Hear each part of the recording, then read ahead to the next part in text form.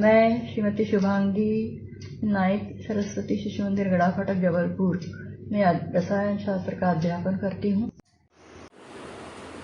कक्षा 12वीं के रसायन शास्त्र विषय के अंतर्गत जो दूसरी इकाई है विलयन, इसमें हम अणुसंख्यक गुणधर्मों का अध्ययन कर रहे हैं। अणुसंख्यक गुणधर्म क्या होते हैं? विलयनों के ऐसे गुणधर्म जो अणुओं की संख्या पर निर्भर होते हैं, उनकी प्रकृति पर नहीं, अणुसंख्यक गुणधर्म कहलाते हैं। 4 प्रकार के अणुसंख्यक गुणधर्म हैं। परासरण दाब, विलयन के वाष्प दाब में आपेक्षिक अवनमन, हिमांक में अवनमन एवं क्वथनांक में उन्नयन। आज हम क्वथनांक में उन्नयन किस प्रकार से अणुसंख्यक गुणधर्म है इसको समझेंगे। शब्द देखें, क्वथनांक, क्वथन, क्वथनांक एवं इसके पश्चात उन्नयन। उन्नयन का अर्थ होता है वृद्धि, बढ़ना। तो क्या होता है क्वथन? सामान्य रूप से कोई भी द्रव जो है वह अपने आप उबलता नहीं है, उसको गर्म करना पड़ता है। यदि कोई द्रव वाष्प में परिवर्तित हो रहा है तो वह क्रिया वाष्पन ही होती है। वाष्पन में क्या होता है कि यदि कोई गर्म द्रव रखा है या या फिर समुद्र का पानी, नदियों का पानी जो है वह गर्मी के दिनों में अपने आप वाष्पीकृत हो जाता है, सूर्य प्रकाश की गर्मी से वह वाष्पीकृत हो जाता है, तो वह क्रिया अर्थात सतह जो होती है द्रव की, उसका परिवर्तन वाष्प में होते जाना स्वतः प्रक्रिया है, जिसे हम वाष्पन कहते हैं। वाष्पन में केवल सतह के अणु भाग लेते हैं, लेकिन यह जो क्वथन का गुणधर्म है, जब द्रव को उबाला जाता है तो द्रव का उबलने का गुणधर्म जो होता है वह क्वथन होता है। क्वथन किसी पात्र में जब द्रव लिया जाता है, उसको गर्म किया जाता है, तो वो तली से ऊपर तक जो बुलबुले उठते हैं और सतह पर आकर फूटते हैं, तो वह कहलाता है क्वथन। द्रव के तल से यह क्रिया होती है। इस प्रकार से वह उच्च ताप जिस पर द्रव गर्म हो जाता है और फिर बाद में उबलने लगता है, और तो वह कहलाता है क्वथन। इस प्रकार से क्वथन जिस ताप पर होता है, अंक है तापक्रम, तो वह कहलाता है क्वथनांक। क्या है क्वथनांक? वह तापक्रम जिस पर कोई द्रव उबलने लगता है, उसका क्वथनांक कहलाता है। अथवा हम ऐसा भी कर सकते हैं कि वह तापक्रम जिस पर द्रव का वाष्प दाब वायुमंडलीय दाब के बराबर हो जाता है, उस द्रव का क्वथनांक कहलाता है। क्वथनांक।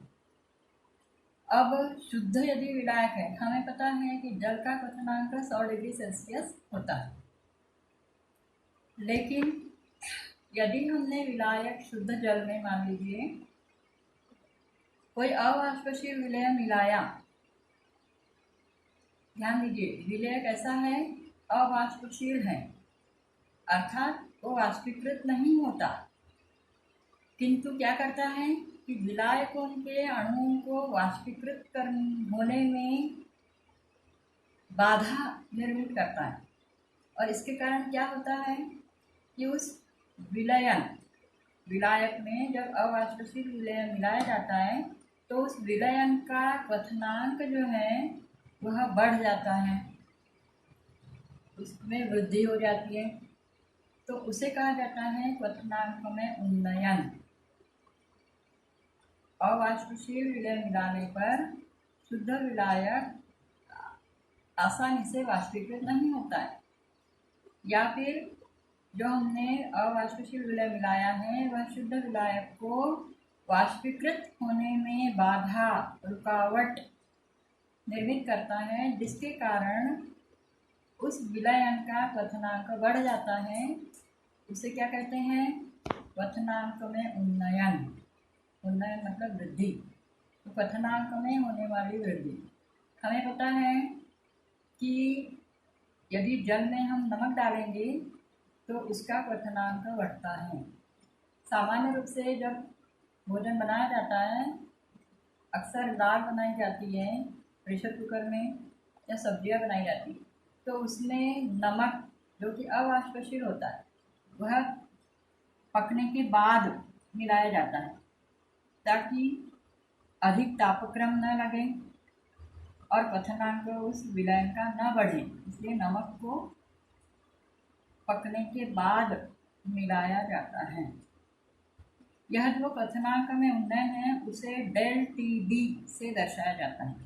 डेल मतलब परिवर्तन है तापक्रम का, बी मतलब बॉयलिंग, बॉयलिंग मतलब क्वथन। तो क्या होगा कि विलयन का क्वथनांक बढ़ेगा, उसे हम टी एस से दर्शाएंगे, और शुद्ध विलायक का क्वथनांक कम होगा जिसे हम टी से दर्शाएंगे। इस प्रकार से क्वथनांक में उन्नयन, ये जो परिवर्तन है उसको हम कैसे ज्ञात करेंगे? तो विलयन का क्वथनांक और शुद्ध विलायक के क्वथनांक के अंतर को क्वथनांक में उन्नयन कहते हैं। ध्यान दीजिए, यह जो क्वथनांक में उन्नयन है वह विलयन की मोललता के समानुपाती होता है। मोललता क्या होती है? 1000 ग्राम विलायक का ध्यान देना है। विलायक 1000 ग्राम विलायक या 1 किलोग्राम विलायक में उपस्थित विलय के मोलों की संख्या को हम मोललता कहते हैं। इसलिए क्वथनांक में उन्नयन मोललता के समानुपाती होता है। अथवा हम क्या कहेंगे? समानुपाती स्थिरांक लें के बी, डेल टी वी बराबर के बी गुणित एम। के बी जहाँ पर समानुपाती स्थिरांक है या उसको क्वथनांक उन्नयन स्थिरांक भी कह सकते हैं। अब मोललता क्या है? मान लीजिए मोललता, यदि विलयन की मोललता 1 है तो क्या हो जाएगा? डेल टी बी बराबर के बी गुणित 1, अर्थात डेल टी बी बराबर के बी। तो उस समय क्या है कि विलयन के अर्थात 1 मोलर विलयन जब होगा, 1 मोलर विलयन के क्वथनांक में होने वाली वृद्धि उन्नयन को क्या कहते हैं? मोलर क्वथनांक उन्नयन स्थिरांक कहते हैं। मोलर क्वथनांक उन्नयन स्थिरांक।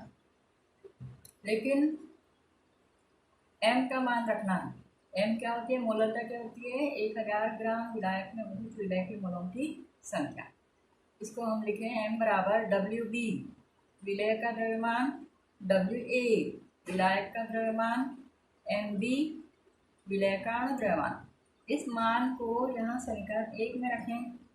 क्या मिलेगा? डेल टी वी बराबर के बी, यह m का मान, डेल टी वी बराबर के बी गुणित डब्ल्यू बी गुणित 1000 बटे डब्ल्यू ए गुणित एम बी। अथवा हम विलय का अणुद्रव्यमान यदि ज्ञात करना चाहें तो एम बी को इधर ले, डेल टी बी को इधर। तो एम बी बराबर के बी गुणित डब्ल्यू बी गुणित 1000 बटे डेल टी बी गुणित डब्ल्यू ए। तो इस प्रकार से आंतरिक प्रश्न के लिए यह सूत्र उपयुक्त होता है, जहाँ पर इन पांचों मानों को दिया जाने पर आप विलय का अणुद्रव्यमान ज्ञात कर सकते हैं। अब ध्यान देना है कि क्योंकि ये जो क्वथनांक में उन्नयन है यह मोलरता के समानुपाती होता है। तो मोलरता क्या होती है? मोलों की संख्या, विलय के मोल अर्थात डब्ल्यू बी बटे डब्ल्यू ए, है ना।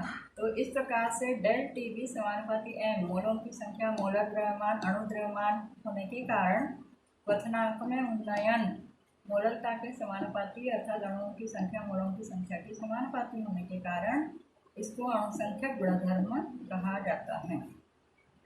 इस प्रकार से क्वथनांक में उन्नयन एक अणुसंख्यक गुणधर्म है क्योंकि वह मोलरता के समानुपाती। तो आज हम अणुसंख्यक गुणधर्मों के अंतर्गत परासरण दाब, वार्टॉक नियम के आधार पर पाई समानुपाती सी आता है। सांद्रता के समानुपाती होता है परासरण दाब। वाष्प दाब में आपेक्षिक अवनमन विलय के मोल भिन्न के बराबर होता है, अणुसंख्यक गुणधर्म है। हिमांक में अवनमन भी डेल्टियट भी मोलरता के समानुपाती होता है, इसलिए अणुसंख्यक गुणधर्म होता है। और क्वथनांक में उन्नयन भी अणुसंख्यक गुणधर्म है, क्योंकि वह मोलरता के समानुपाती होता है। इस प्रकार से विलयन की इकाई के अंतर्गत अणुसंख्यक गुणधर्म किसे कहते हैं और कितने प्रकार के होते हैं, और इसके पश्चात क्वथनांक में उन्नयन क्या होता है, इस बात को हमने यहाँ तक समझा। धन्यवाद।